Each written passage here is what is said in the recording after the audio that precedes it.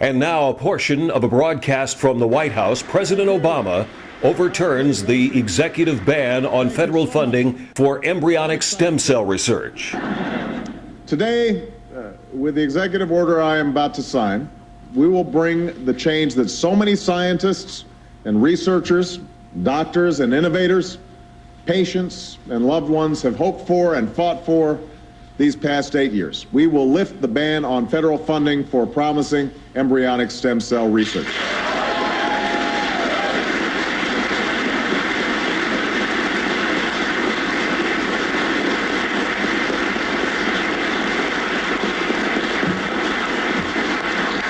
We will also vigorously support scientists who pursue this research.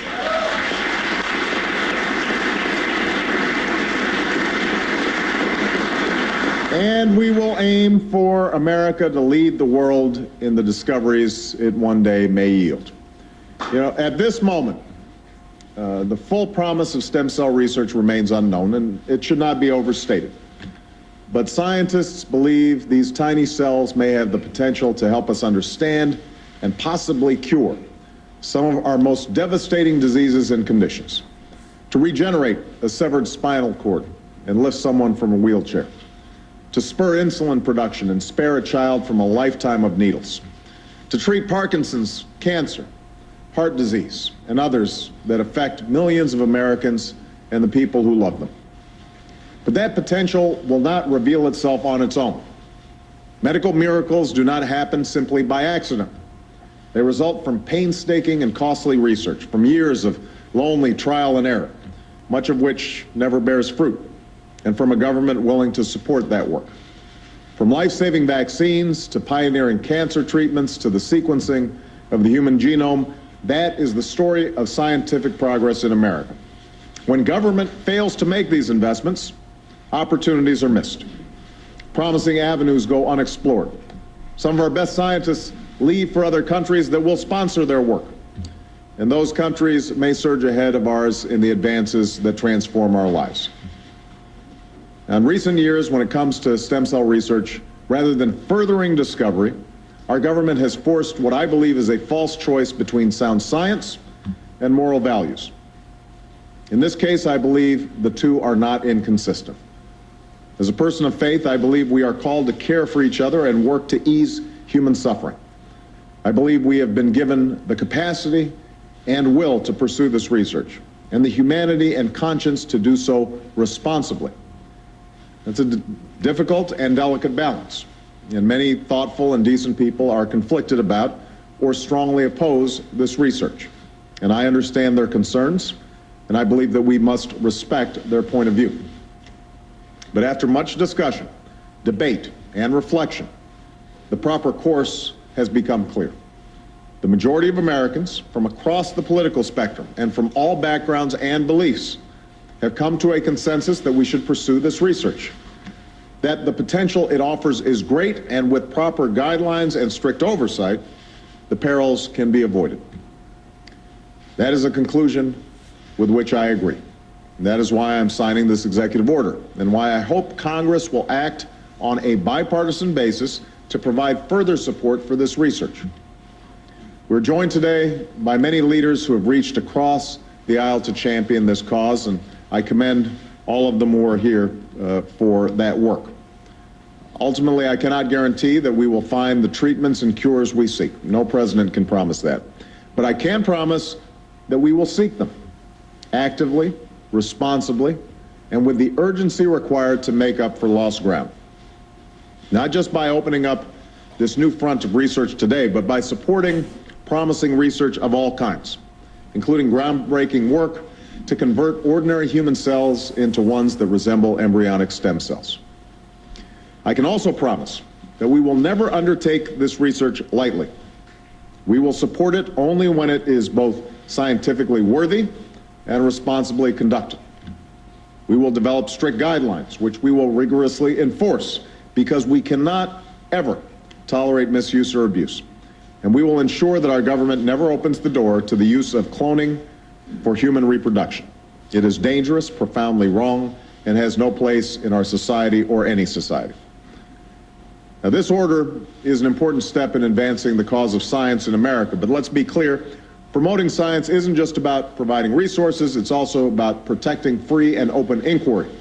It's about letting scientists, like those who are here today, do their jobs, free from manipulation or coercion, and listening to what they tell us, even when it's inconvenient, especially when it's inconvenient.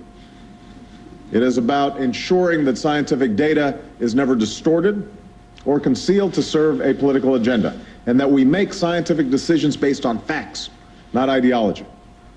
By doing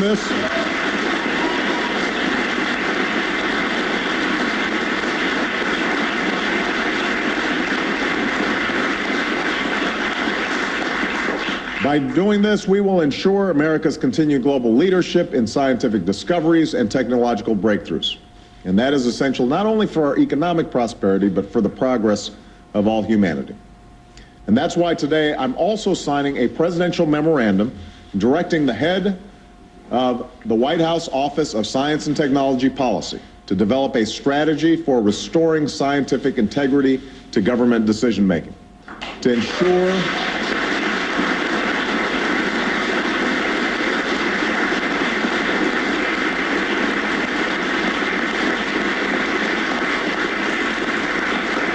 ensure that in this new administration, we base our public policies on the soundest science, that we appoint scientific advisors based on their credentials and experience, not their politics or ideology, and that we are open and honest with the American people about the science behind our decisions.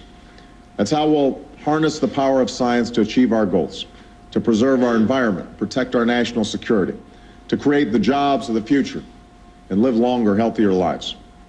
As we restore our commitment to science and expand funding for promising stem cell research, we owe a debt of gratitude to so many tireless advocates, some of whom were with us today, many of whom are not.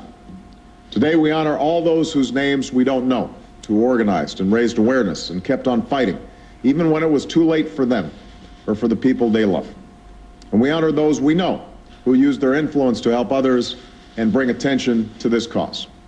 People like Christopher and Dana Reed, who we wish could be here to see this moment. You know, one of Christopher's friends recalled that he hung a sign on the wall of the exercise room where he did his grueling regimen of physical therapy, and it read, "For everyone who thought I couldn't do it, for everyone who thought I shouldn't do it, for everyone who said it's impossible, see you at the finish line." Christopher once told a reporter who was interviewing him, if you came back here in 10 years, I expect that I'd walk to the door to greet you. Now, Christopher did not get that chance. But if we pursue this research, maybe one day, maybe not in our lifetime or even in our children's lifetime, but maybe one day, others like Christopher Reeves might. There's no finish line in the work of science. The race is always with us. The urgent work of giving substance to hope and answering those many bedside prayers, of seeking a day when words like terminal and incurable are potentially retired from our vocabulary. Today, using every resource at our disposal, with renewed determination to lead the world in the discoveries of this new century, we rededicate ourselves to this work. So before I sign, I want to just note the people who are on the stage with me, in addition to our outstanding Secretary of Energy, Secretary Chu. We also have Dr. Patricia Bath. We have Dr. H. Robert Horvitz. We have Dr. Janet Rowley, Dr. Harold Varmus, who's going to be the co-chair of my President's Council on Science. We've got Dr. Michael Bishop, and we also have Dr. Peter Agree. So these are an example of the outstanding scientists who we hope will guide us through this process in the years to come. And with them standing beside me, I'd also like to invite some of my colleagues from Congress who've done just such extraordinary work to share in the limelight, because you guys are still going to have some work to do, and but it's because of the leadership of so many of you across across partisan lines that we've been able to accomplish so much already. So thank you very much, everybody. Let's go sign this stuff.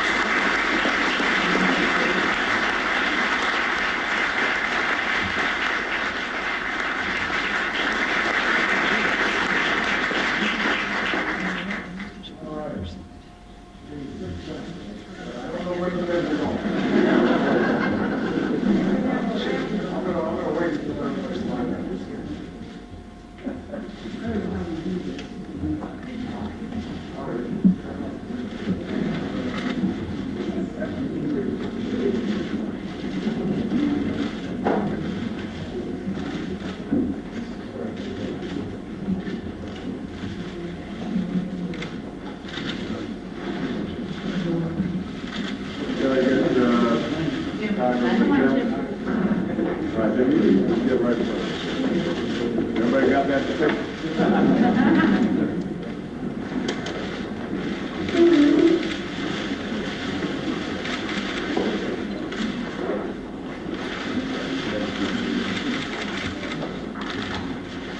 We're going to stretch